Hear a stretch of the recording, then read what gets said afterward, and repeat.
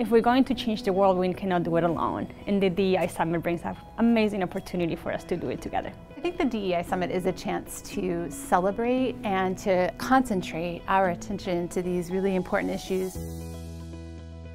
It recognizes the hard work that so many people are doing. There's always speakers and leaders in the field that come and refresh our energy, but also teach us. It provides us with an opportunity to look back and all that has been accomplished across all areas of campus. And it's really an opportunity to be transparent. Diversity is very important. It helps to expose us to things that I might not have considered as just being from the U.S. I'm very grateful for the dialogues we can have within our classes, outside of class. Everyone has their own values, and being able to share them with each other in a respectful environment, that helps everyone learn and gain perspective. You need to be at the summit. Make sure that you're at every event that you can possibly attend. Because the skills and the knowledge you gain from attending events from the summit will serve you in the long term, I promise.